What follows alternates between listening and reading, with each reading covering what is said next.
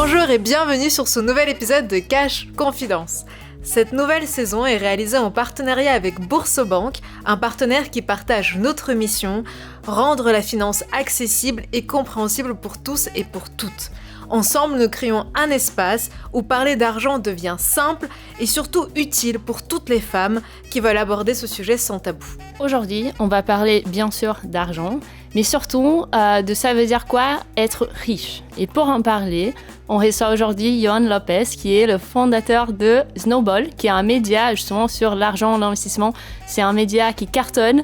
Et du coup, on est vraiment ravis d'être là avec toi aujourd'hui. Et du coup, pour commencer, est-ce que tu peux te présenter ? Oui, déjà ravi d'être là, merci pour l'invitation.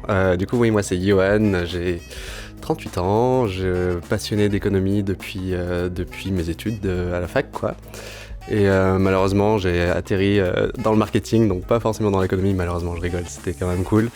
Mais ça a resté un sujet de tâche de fond passionnant pour moi, cet univers des finances personnelles, de l'argent, l'économie, etc. Et un peu par hasard, en 2020, donc on est une semaine avant le premier confinement, je décide de lancer une petite newsletter sur les finances perso pour partager un peu mes connaissances, enfin ce que j'ai fait, ma passion, quoi, tout court. Et donc ça a bien pris assez rapidement, puis bon timing. Donc c'était une newsletter vraiment basique et de fil en aiguille, ça a bien grandi, c'est devenu un side business. Et puis après, j'étais encore directeur marketing à l'époque.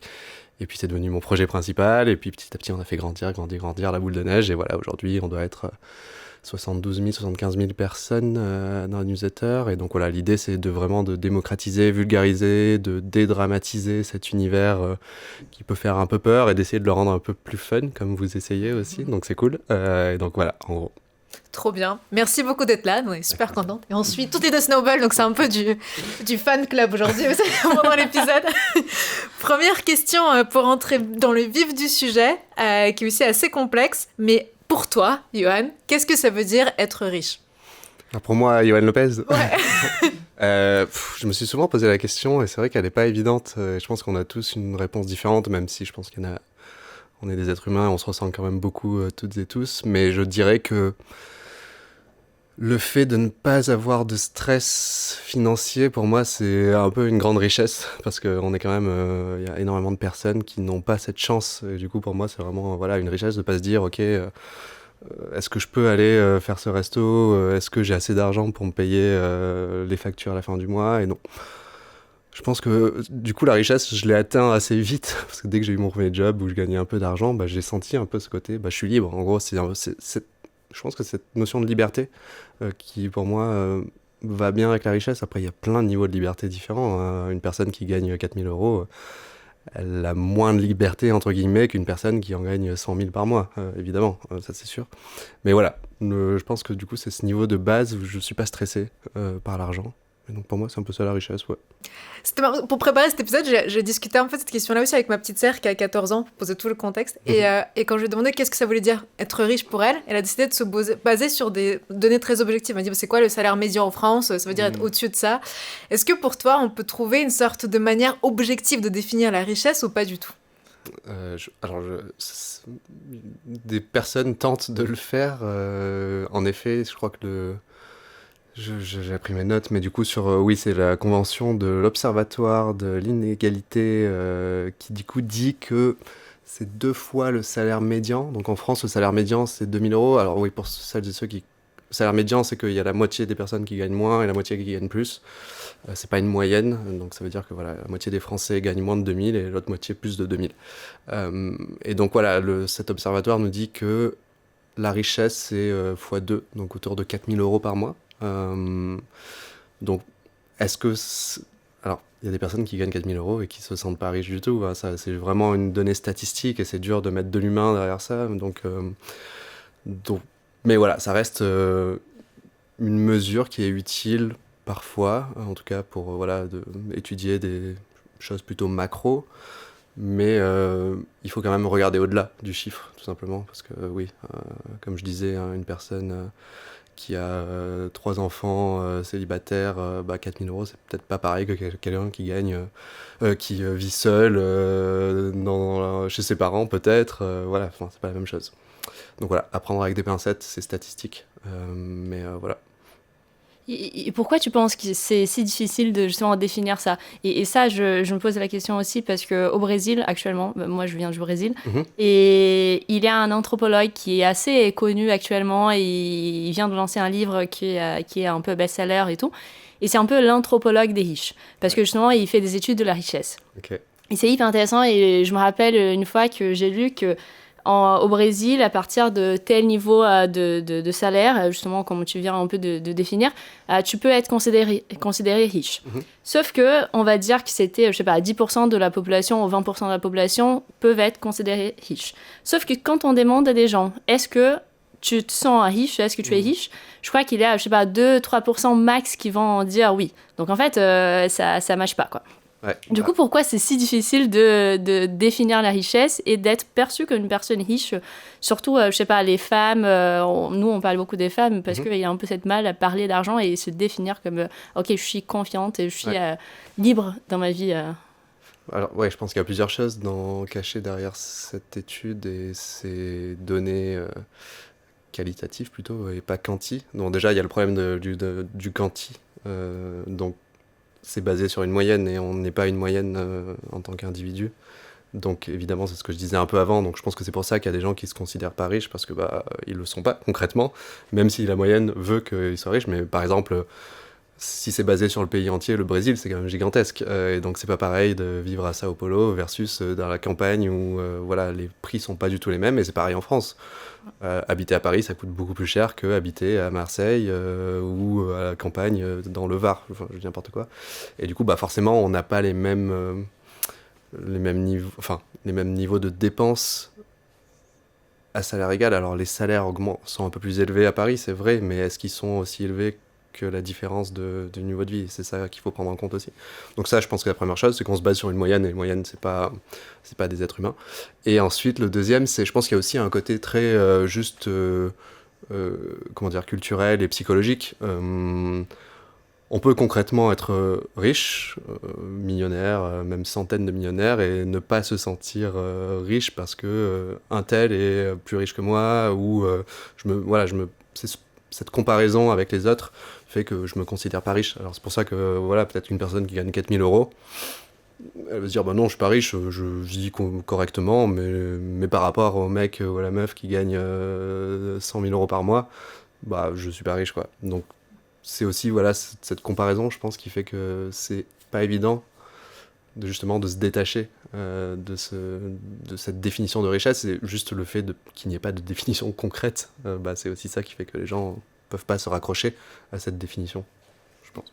Je pense qu'on a aussi beaucoup fait cet épisode pour cet aspect de comparaison. Ouais. Parce que je pense que c'est un effet qui revient beaucoup chez tout le monde et qui fait aussi qu'on a, je pense, beaucoup de mal à se contenter de ce qu'on a, parce que l'herbe paraît toujours plus verte ailleurs. Plus aussi, on regarde LinkedIn, aujourd'hui tout le monde affiche son CA, ses chiffres faramineux. Ouais. On est dans une société où beaucoup de choses sont affichées, beaucoup de choses sont lissées. Et finalement, du coup, on parle très peu des échecs, des mauvaises choses, et on parle beaucoup des très, très, très gros wins. Ouais. Du coup, dans toutes ces sociétés-là, face à des réseaux sociaux, comment est-ce qu'on fait pour arrêter de se comparer? Et est-ce que toi, tu as réussi à sortir de ça aussi de ton côté, ou pas du tout? Ou est-ce que c'est une progression? Et quelles sont les questions qu'on doit se poser pour cheminer, ou du moins essayer de cheminer dans cette bonne direction? Alors, je suis pas psychologue, mais je vais tenter de répondre quand même. Mais alors, est-ce que je me suis... Non, forcément, je pense que c'est un réflexe de se comparer, et c'est un réflexe qui peut être utile, parce que ça peut nous porter vers le haut, nous pousser vers le haut plutôt, et un réflexe qui nous fait nous recroqueviller sur nous-mêmes, parce que du coup, on n'a pas l'impression d'être à la hauteur ou autre. Donc, donc, par contre, j'ai réussi à le dépasser en juste prenant un peu de recul, quoi. Enfin, je sais pas, j'enfonce des portes ouvertes là, mais c'est facile à dire, hein, mais de dire ok, concrètement là, comment je me sens, est-ce que c'est normal de me comparer à une personne qui, je sais pas, n'a pas du tout eu le même chemin de vie, est-ce que c'est même comparable, qu'est-ce que ça m'apporte? Donc ouais, c'est pas évident, et encore plus quand on parle d'argent, parce que il y a un peu cette notion aussi avec l'argent de plus j'en ai, mieux c'est. Il y a une forme d'accumulation, et du coup on n'a jamais l'impression que c'est assez, et donc forcément on va toujours avoir quelqu'un d'autre à qui se comparer, mais ouais, j'ai pas de recette miracle. Je pense que le plus important, c'est juste de se détacher, prendre un peu de recul et de dire, ok, est-ce que vraiment j'ai envie déjà de cette vie, juste de se renseigner aussi. Je sais pas si je prends mon exemple. Donc Snowball, c'est une boîte où j'ai jamais voulu faire de grosses levées de fonds en mode faire, je sais pas, un bulldozer de croissance, etc. Parce que c'était pas la vie que j'avais envie d'avoir, quoi, tout simplement. J'avais pas envie de recruter 200 personnes. Alors peut-être que j'aurais même pas pu le faire, hein, je dis ça comme si j'avais pu le faire, mais c'est peut-être pas le cas. Mais en tout cas, voilà, se poser les bonnes questions de est-ce que j'ai envie de ça, en fait, tout simplement. Enfin, est-ce que avoir 3 maisons, 10 appartes, c'est quelque chose qui me fait rêver? Pour certaines personnes, oui, mais la grande majorité, pas vraiment, en fait. C'est beaucoup d'ennuis. Et pour pas grand chose en plus, enfin je sais plus, mais il y avait une étude sur à partir de quand ça augmente, le bonheur augmente par rapport à notre richesse, et je sais plus quel était le patrimoine, mais c'était pas très élevé, hein. C'était quelque chose qui était assez accessible et qu'à partir de là, en fait, on ne devenait pas plus heureux. On parle de quelques centaines de milliers d'euros, hein, c'est pas des millions.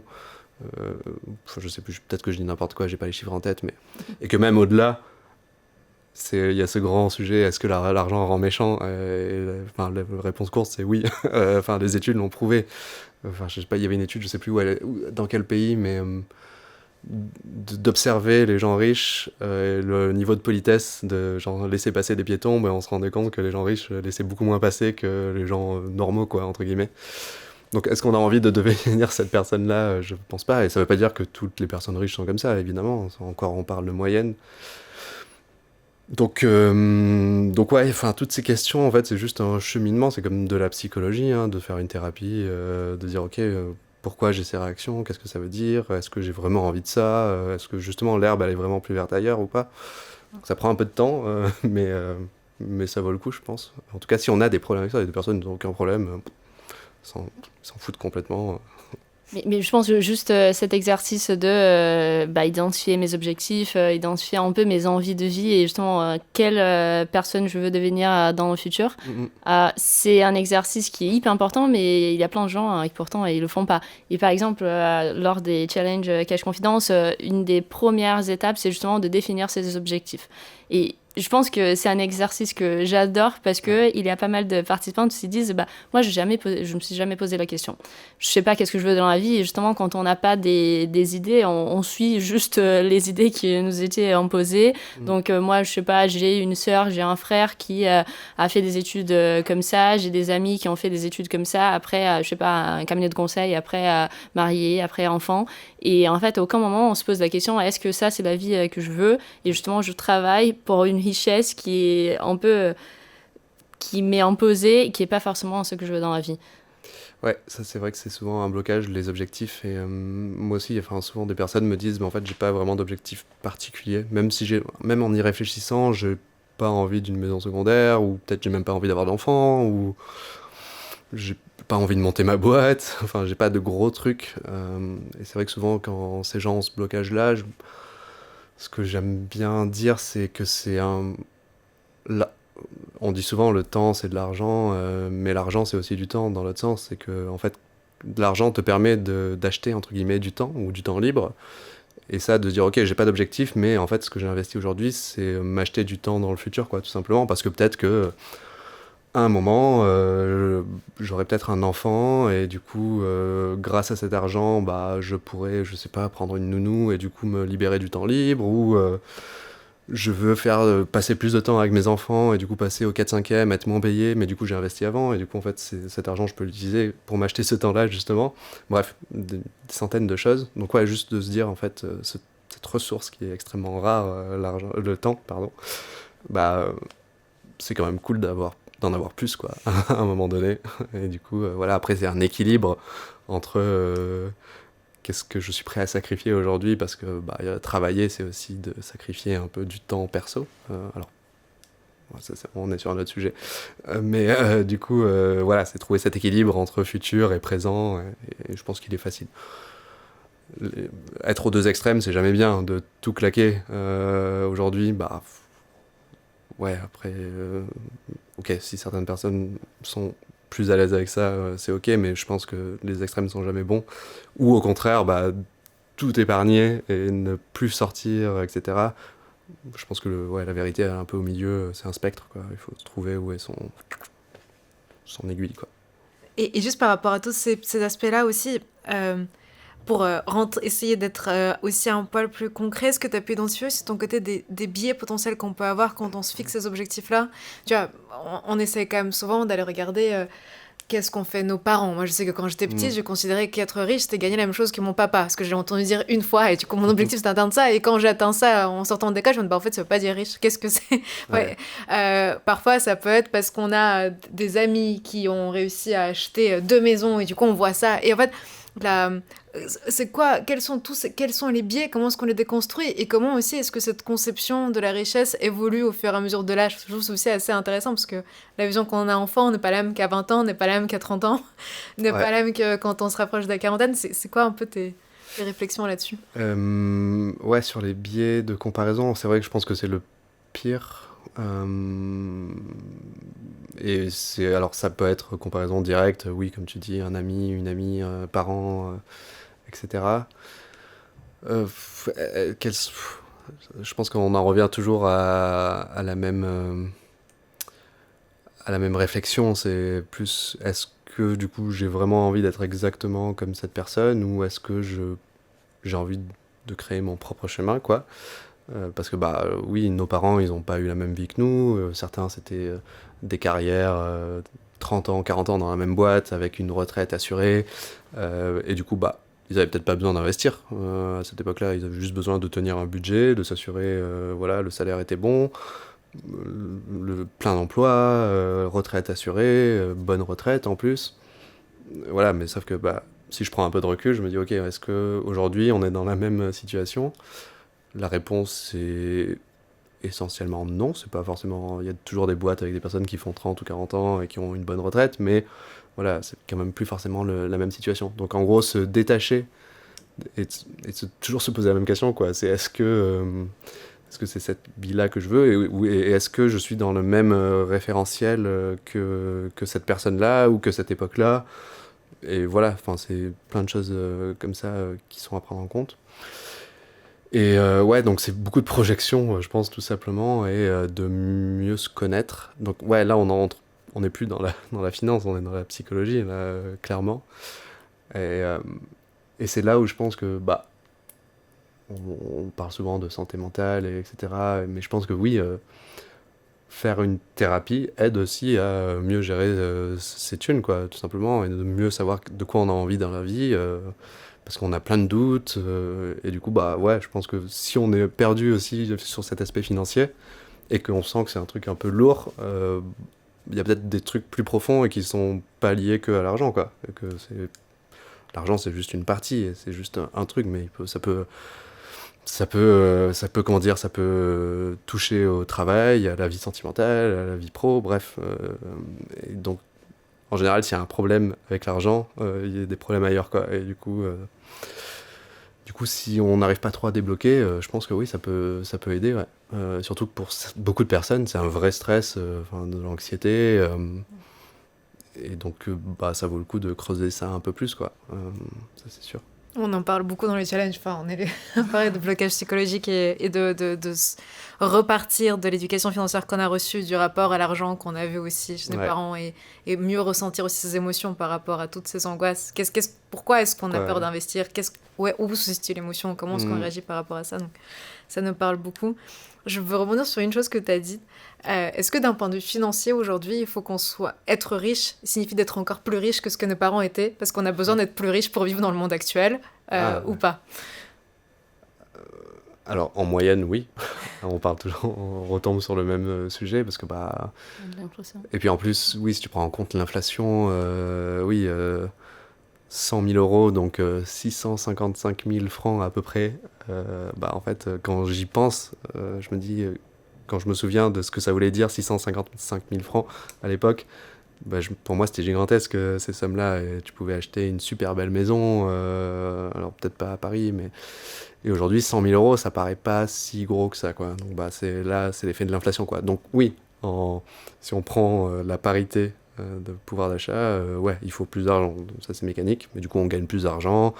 Bref, ça, c'est logique. Mais par contre, est-ce qu'il faut, si on prend l'équivalent euro de l'équivalent franc à l'époque, être plus riche que nos parents? Non, pas forcément. Enfin, si nos parents avaient 3 enfants, 2 chiens, une maison à maintenir, ça se dit pas ça, mais à entretenir plutôt, c'était un anglicisme, mais et que moi je vis seul, etc., j'ai pas besoin d'être plus riche, quoi, tout simplement. Donc sur papier et mathématiquement, à cause de l'inflation, oui, parce que sinon, si on a exactement l'argent que nos parents avaient dans les années 50, aujourd'hui, on fait pas grand-chose, quoi. Mais par contre, si on prend les parités pouvoir d'achat, non, pas forcément, quoi. Mais en même temps, c'est clair que je pense que l'éducation qu'on a reçue à la maison, l'influence de nos parents, ça joue beaucoup sur la façon qu'on va penser à l'argent. Et ça, avec Anna, on discute beaucoup parce que notamment, on a eu des éducations assez différentes. Donc, notamment, pour moi, parler d'argent, c'était jamais un tabou. Mon père, il a toujours un peu l'habitude de discuter justement investissement avec moi. Cette mentalité de commencer à investir tôt, c'était presque la ultra pression à la maison que dès mon premier salaire, il faut absolument commencer à placer. Donc, je vois qu'en France, c'est pas forcément l'approche à l'éducation qu'on reçoit quotidiennement. En même temps, j'ai eu beaucoup de stéréotypes à la maison, des différences. Donc, mon père, il parlait beaucoup d'argent avec moi, mais pas forcément avec ma mère. L'investissement était très concentré sur mon père. Bref, plein de notions de finance. Et en plus, après, j'ai fait des études en finance. Donc, c'était un peu des sujets qui m'ont toujours hyper intéressée. Et je vois que ça joue beaucoup sur ma façon de penser à l'argent, ma façon d'investir et ma façon aussi de définir des objectifs que même parfois que je veux faire je sais pas, une carrière un peu différente, je vois que je tombe un peu une carrière très similaire, très proche de la façon que mon père, il a fait. Ouais. Et du coup, comment tu vois ça et notamment avec Anna, c'est un rapport assez différent. Je sais pas si tu veux un peu en parler. Oui, mais du coup, dans la famille, pour le coup, c'était beaucoup plus tabou d'investir et toute cette partie-là. Et moi, j'ai toujours eu peur de prendre de la dette et j'ai toujours voulu épargner. J'épargne un maximum. Je suis très stressée par la retraite. Et il y a toujours aussi ce... Et pour moi aussi, la définition, mais qui je pense est très liée à un environnement slave et qu'on retrouve heureusement pas partout en France, mais être riche, c'est aussi pouvoir pourvoir aux besoins de sa famille. Ouais. Et du coup, j'ai quand même aussi une grosse partie de mon investissement qui va au soutien de ma famille, ce qui est aussi assez complexe à expliquer parfois à un conjoint français. Avec famille élargie, tu veux dire, ou famille proche, parents, grands-parents. Oui, donc oui, c'est pas enfant, tu parles de vraiment... Oui, des ancêtres, pas à l'autre côté. Et du coup, t'as pas du tout la même relation à l'argent et tu sais que... Et la richesse... Presque pour moi, être riche signifie même de en fait, pouvoir leur faire un super gros cadeau, plus que même pouvoir moi me financer des choses. C'est aussi une vision qui est très très liée à une culture slave, à ma famille, à tout le reste. Ouais, qui est très différent pour moi. Moi, c'est presque l'argent, il continue avec des enfants, avec un peu la suite de la famille, mais ça revient pas en arrière. Alors que mon grand-père était convaincu, pour lui, c'était la pire décision financière que je puisse faire que de ne pas vouloir d'enfant, parce que tu fais un enfant pour qu'il puisse te payer ta retraite et tes derniers jours. Et si t'as pas envie d'avoir d'enfant, qu'est-ce que t'en fais? Et je l'avais expliqué, mais c'est que l'argent que t'investis dans les enfants, tu peux l'investir en investissement, ailleurs, tu peux faire...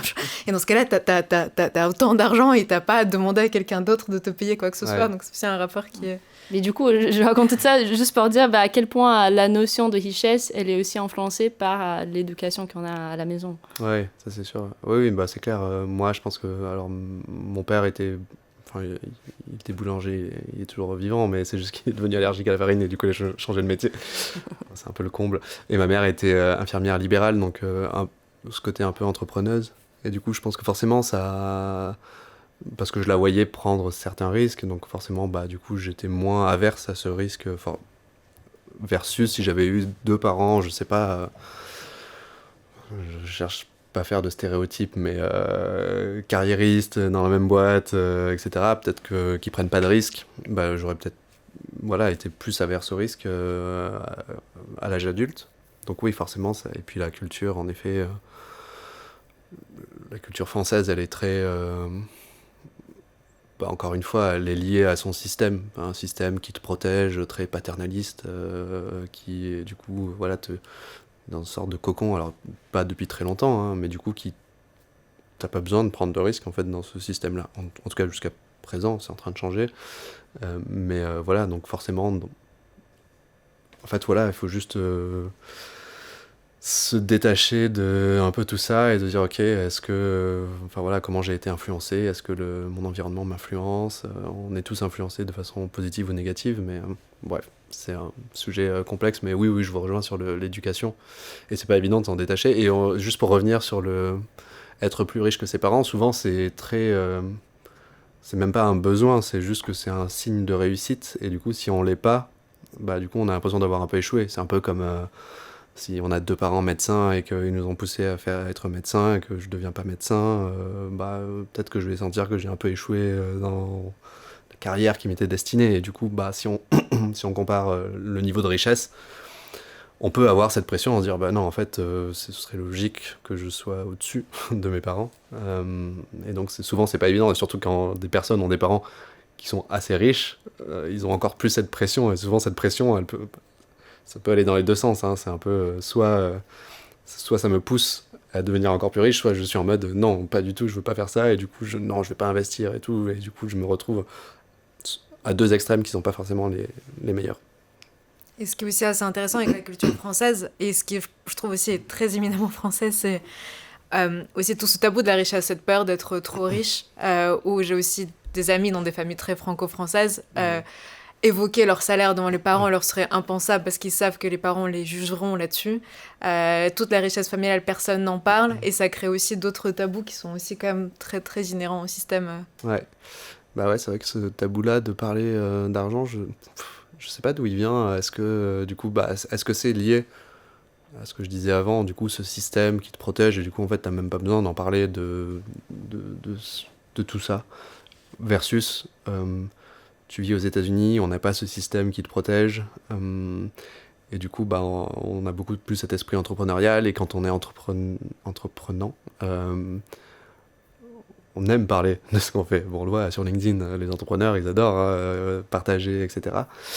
Donc, je pense que c'est peut-être lié à cette différence aussi de un peuple, une culture très dans la prise de risque et entreprendre, et du coup, où parler de ces choses-là, ça aide aussi à construire sa carrière, son entreprise, etc., versus je suis protégé, et du coup, j'ai pas besoin en fait de parler trop. C'est un peu comme un enfant qu'on protège trop, on l'enferme presque dans un cocon, il va être peut-être beaucoup moins parler, etc., avoir plus peur de prendre des risques. Enfin, c'est connu dans l'éducation, ça, donc je réfléchis à voix haute là, ouais.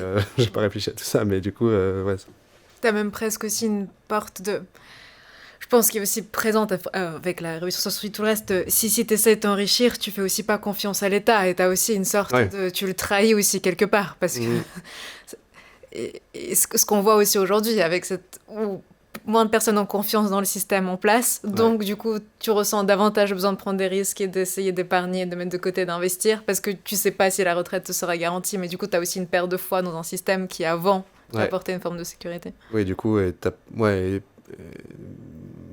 peut-être peur d'être jugé par les gens qui croient encore en ce système, et du coup t'en parles un peu moins, et du coup parce que oui, comme tu dis, il y a peut-être un sentiment de trahison. Je sais pas si ça va aussi loin, mais l'inconscient il peut aller loin, hein, des fois sans qu'on s'en rende compte, donc possible. Et je pense qu'on parle beaucoup notamment un peu les tabous de l'argent quand on vient d'une famille que même quand ils avaient de la richesse, ils n'ont pas l'habitude de parler ouvertement d'argent. Mais il y a beaucoup de cas aussi, des gens qui viennent des familles qui n'avaient pas forcément l'habitude de parler d'argent et qui n'avaient pas de richesse. Et justement, ils veulent un peu changer ce scénario. Moi, je me souviens aussi, j'ai pas les chiffres, mais et je sais pas si c'est applicable qu'au Brésil, en France ou partout dans le monde, mais que ça demande, je sais pas, 6 générations pour changer le niveau de vie d'une famille, quelque chose comme ça. Bref, mais on peut l'idée que ça prend vraiment beaucoup de temps parce que les schémas, les notions d'argent sont répliquées par les générations. Donc c'est presque si je suis née dans une famille riche, j'ai beaucoup de chances de rester riche, et si je suis née dans une famille qui n'a pas forcément de richesse, c'est difficile de s'en sortir. Donc, et lors des challenges, on reçoit beaucoup de messages des femmes qui nous disent merci pour parler ouvertement parce que j'ai jamais eu l'habitude, j'ai jamais eu cette éducation à la maison et je savais pas par où commencer, que c'était possible. Donc, comment aussi les gens qui veulent changer la notion de richesse, qui c'est pas forcément la même qu'elles ont eue de ses parents. C'est question à $1 million. Ouais, mais on en revient toujours à cette prise de recul et de est-ce que c'est des schémas que j'ai envie de reproduire, mais et puis ouais. Après, des fois, c'est compliqué, hein, parce que du coup, comme tu dis, si tu es issu d'une famille modeste, tu vas pas faire peut-être les mêmes écoles de commerce, et du coup, tu vas pas avoir le même réseau, et du coup, si t'as pas le réseau, t'as moins d'opportunités. Si t'as moins d'opportunités, du coup, t'as moins l'accès à cette richesse, que ce soit salaire ou juste des personnes qui te parlent de ces investissements tout court, parce que du coup ils ont été éduqués du coup comme toi, peut-être avec des parents qui leur ont parlé de cet investissement. Donc oui, forcément tu t'enfermes dans quelque chose. Ouais, et du coup c'est compliqué là. Du coup je pense que ça passe par oui des initiatives comme les vôtres, de s'éduquer sur le sujet. Il n'y a pas de recette miracle en fait à ça, malheureusement. Du coup, ouais, après, on parle souvent, est-ce que c'est le rôle de l'éducation nationale d'ouvrir ces sujets? En théorie, oui, parce que du coup, ces inégalités sociales, là, ça permettrait peut-être de les lisser. Après, je me pose souvent la question, je pense à mes années de lycée ou de collège où on faisait de l'éducation civique.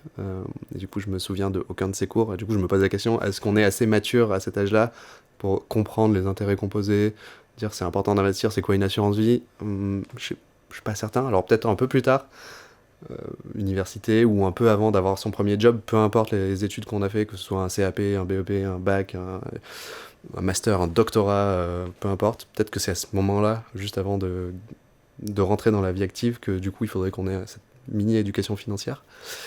Parce que sinon, au-delà de ça, si on n'est pas exposé à ça, bon courage pour en sortir, quoi. Et après, quand même, la bonne manière d'être exposé à ça, je pense que, outre la théorie, c'est aussi le cercle social.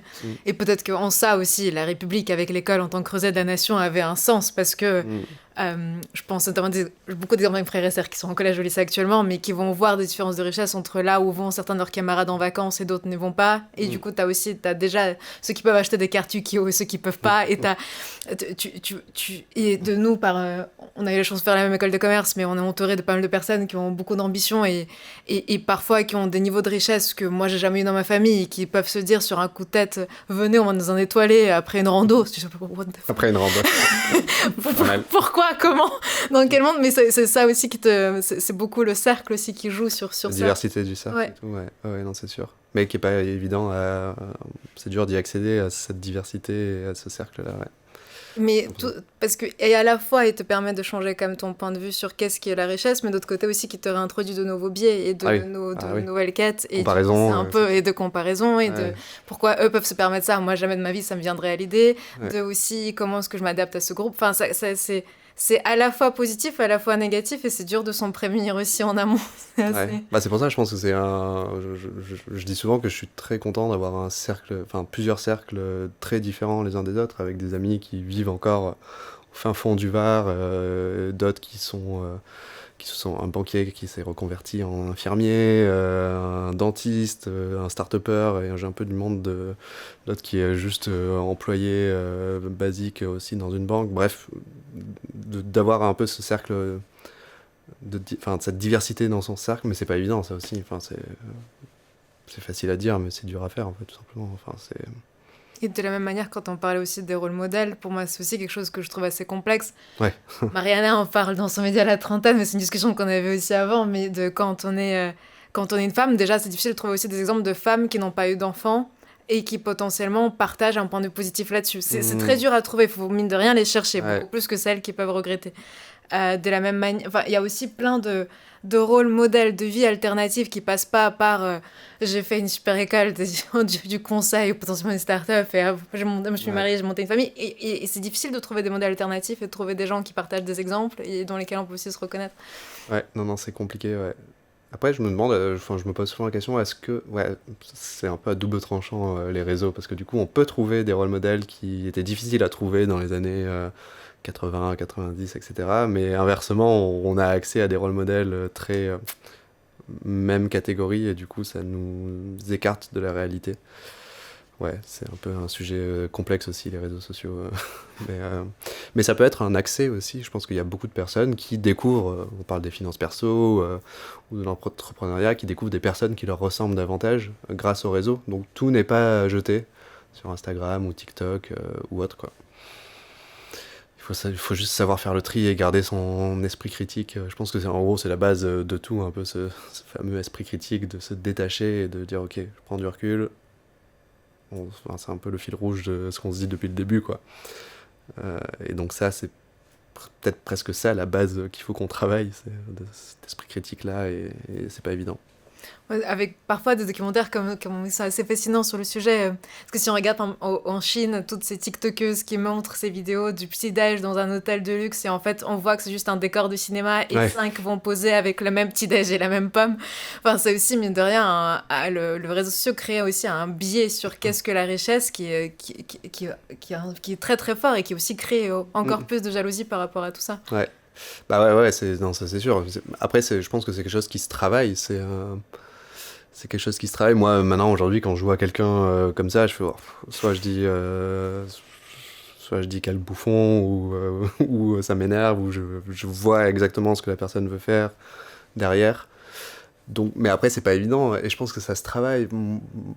Alors, quand j'avais la vingtaine, j'avais pas il n'y avait pas de réseaux sociaux, il y avait MSN ou des trucs comme ça, donc c'était le cercle proche avec qui on était connectés.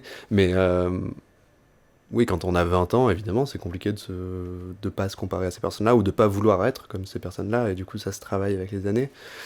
Mais ça demande des efforts, quoi. Et en fait, je sais pas, j'ai pas la réponse à ça, et du coup, parce que c'est pas mon boulot, mais c'est comment tu aides les gens à avoir un peu ce déclic-là. C'est de l'éducation, oui, mais elle passe par où ? Oui, elle peut passer par des médias comme le vôtre, ou comme Snowball, ou comme d'autres qui essayent, mais même nous, on est biaisés sur plein de trucs, et du coup, on va biaiser les gens aussi, même si on essaye de faire de notre mieux, mais... Oui. Mais je pense que c'est déjà un premier pas. Genre, je pense que justement, le fait de... Genre, l'information, elle est beaucoup plus accessible, elle est beaucoup plus ouverte qu'il y a quelques années. Donc, je pense que d'un côté, oui, les réseaux sociaux, ça peut pousser un benchmark permanent. Donc, on est toujours un peu en comparaison avec la richesse d'autres, et qu'on ne sait même pas s'ils sont vraiment heureux, parce que là, c'est une autre question. Mais en même temps, ça permet aussi d'avoir accès à des informations qu'on n'avait pas avant. Donc, par exemple, justement, je renforce l'idée que tous les gens lisent aussi Snowball, parce qu'il y a beaucoup d'informations que peut-être que je viens pas d'un milieu, que j'ai eu accès à ça. Peut-être que j'ai pas des amis, des proches qui vont parler d'intérêts composés, j'ai pas une éducation. Mais avec les réseaux, je peux y accéder d'une façon que ça va être compréhensible et gratuite, quoi. Ouais. Oui, c'est une sorte de proxy à quelque chose qu'on n'a pas forcément dans son cercle, mais oui, mais encore faut-il avoir le déclic. Et c'est là où l'algorithme est quand même intéressant, parce que du coup, c'est lui qui pousse ce contenu-là. Du coup, on parle souvent des méfaits de l'algorithme, mais il a aussi un côté positif. Alors oui, il peut pousser des gens qui ont des troubles encore plus dans le trouble, mais il peut pousser des gens qui ont une certaine curiosité, du coup, à s'élever. Mais du coup, c'est faire la part des deux, c'est pas forcément évident. Avec aussi tout un aspect où parfois ça enferme aussi beaucoup. La raison pour laquelle j'ai arrêté de t'es dans des bulles, Et dès lors que t'as cliqué sur une vidéo, j'en parle une fois, j'ai cliqué sur une vidéo de chirurgie esthétique. C'est la fin. C'est la fin. Après, t'as plus que ça tout le temps, et tu finis par te demander si t'as besoin d'une rhinoplastie. Et pour le coup, c'est vraiment du grand n'importe quoi aussi. Ouais. C'est compliqué de... Mais oui, encore une fois, je pense... Et encore plus là, à l'ère de l'IA, où tout devient questionnable. Maintenant, dès que je vois une vidéo, je regarde de plus près. Je me dis, est-ce que c'est l'IA ou pas ? Et du coup, ça va être ça fait 3 ans, la ChatGPT, donc on n'imagine même pas dans 5 ans, 10 ans, qu'est-ce que ça va être. Et donc c'est pour ça que je reviens encore sur ce côté, en fait, ce qu'il faut travailler davantage, c'est vraiment cet esprit critique, quoi. De douter de tout, presque, et de chercher où sont les réponses, où est la vérité, et voilà, quoi. Donc s'ouvrir au maximum et en profiter pour aller voir un maximum d'autres exemples de vie alternatives pour trouver celle qui te correspond le mieux, mais tout en gardant l'esprit critique par rapport à ce qu'on voit en permanence, où on est de plus en plus quand même dans une société qui se montre sous le meilleur jour, et ça rend tout ça aussi complexe, quoi. Compliqué, ouais. Et puis aussi avoir un esprit critique par rapport à nous-mêmes aussi, parce que notre cerveau, il nous ment plein de fois, quoi. Donc ça c'est connu, hein, parfois on ressent de la colère, mais on sait pas, on pense qu'elle vient de là, mais en fait elle vient d'un endroit complètement différent.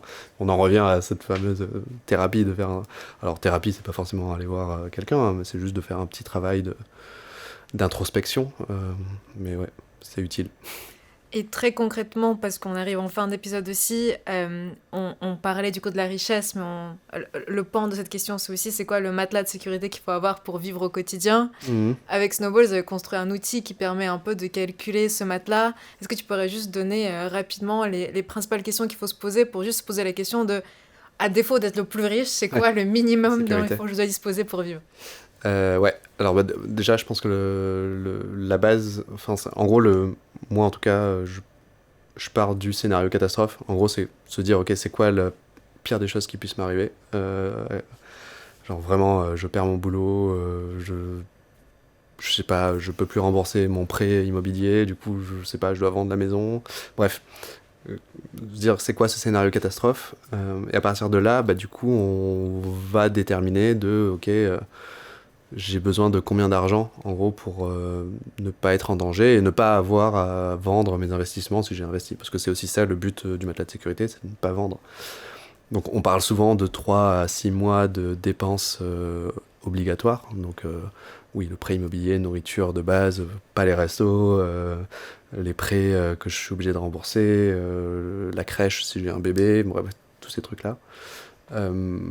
Et à partir de là, du coup, c'est de se dire, ok, par exemple, je dis n'importe quoi, mais je parlais de si je perds mon boulot. Mais alors, oui, bon, c'est encore un peu vrai, mais par exemple, un développeur trouvera plus facile, s'il perd son job, il retrouvera plus facilement son boulot que quelqu'un en marketing, communication, actuellement.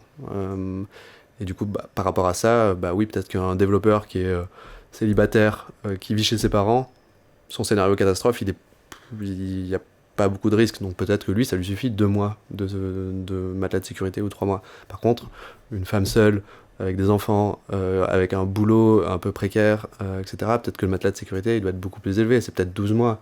Donc, il faut le calculer un peu comme ça, et c'est ce qu'on a essayé de voir dans l'outil. Et ensuite, il y a aussi l'aspect psychologique. Il y a des personnes, elles ont besoin d'avoir... alors je pars dans un extrême, mais d'avoir 18 mois de dépenses devant elle, quoi, pour se sentir bien. Et en fait, c'est ok, il n'y a pas besoin de suivre une règle absolue. La règle, elle est là pour nous guider, mais si je suis stressé d'avoir que 6 mois alors que je suis bien avec 18 mois, autant avoir 18 mois, quoi, tout simplement. Donc voilà, à partir du scénario catastrophe, de bien évaluer sa situation professionnelle, familiale, etc. Et par rapport à ça aussi, on peut prendre en compte les objectifs, hein.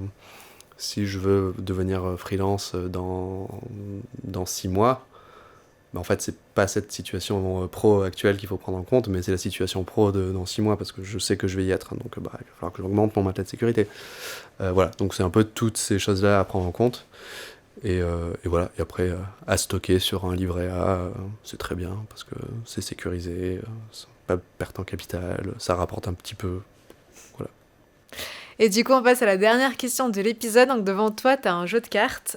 Donc, ce sont des cartes qu'on a préparées avec le challenge Cache Confidence. Le but, c'est d'avoir des sortes de questions qui poussent les femmes, mais bon, les hommes aussi, à discuter de certains sujets un peu plus tabous. Donc, je t'inviterai juste à en tirer une et à nous dire ce que cette carte t'évoque, toi, personnellement. Trier un peu comme ça. On va regarder. Hop. Est-ce que tu t'es déjà retrouvé dans le rouge? Comment t'étais-tu senti? Sinon, est-ce que c'est quelque chose qui te fait peur? Oui, je me suis déjà forcément retrouvé dans le rouge. Alors après, ça dépend ce que ça veut dire dans le rouge. Est-ce que c'est rouge dangereux ou pas. Alors je me suis jamais retrouvé dans le rouge dangereux, j'ai déjà été à découvert quand j'étais étudiant, même là récemment ça m'est arrivé parce que j'ai eu une grosse dépense et du coup j'ai eu un découvert. Et non, ça me stresse pas parce que du coup, j'ai un matelas de sécurité, alors qui, je l'avoue, n'est pas aussi élevé qu'il devrait être. Donc même moi, je suis mauvais élève sur ça. Donc ça m'est arrivé de devoir vendre justement des investissements parce que j'avais besoin d'argent. Bon après c'est pas grave, hein, c'est le jeu. Mais du coup, en vrai, je suis assez serein parce que mes investissements jusqu'à aujourd'hui permettent d'absorber pas mal de choses, donc non, je suis jamais stressé, même si je suis à découvert. Ça m'est arrivé quand j'étais plus jeune hein, d'avoir le stress, parce que du coup, je me souviens quand j'étais à la fac, j'avais une fois par semaine, je mangeais un Subway, sinon le reste du temps c'était riz et eux. Enfin voilà, je pense qu'il y a pas mal d'étudiants qui sont dans cette situation-là, et du coup là on a un peu le stress financier de dire ok, là je peux pas aller boire une bière là avec les potes parce que j'ai pas de thunes, ou alors il faut vraiment que je trouve le bar le moins cher de Paris avec la pinte à 1,50€. Il y en a plus trop maintenant avec l'inflation, mais voilà, c'était plutôt à ces moments-là où j'avais ressenti un peu plus de stress. Après sinon oui, j'ai eu beaucoup plus de stress financier quand j'étais enfant avec mes parents. Enfin voilà, du coup j'ai ressenti le stress et le rouge, dossier de surendettement, histoire pour huissier, etc. Donc là je l'ai beaucoup plus ressenti, mais du coup j'étais un enfant, donc c'est un peu différent. Mais actuellement non. Très intéressant, et je pense que ça déculpabilise un peu les gens parce que je pense qu'en lisant tes newsletters, on peut avoir l'idée que tu es cadré sur absolument tout le temps. Donc non. C'est intéressant, et merci pour ce partage si transparent. Merci pour l'épisode, c'était vraiment un super échange. Merci à tous et à toutes qui sont toujours là avec nous jusqu'à la fin de l'épisode. Merci aussi à notre partenaire Bourse-Banque. C'est grâce à eux qu'on a ce super studio.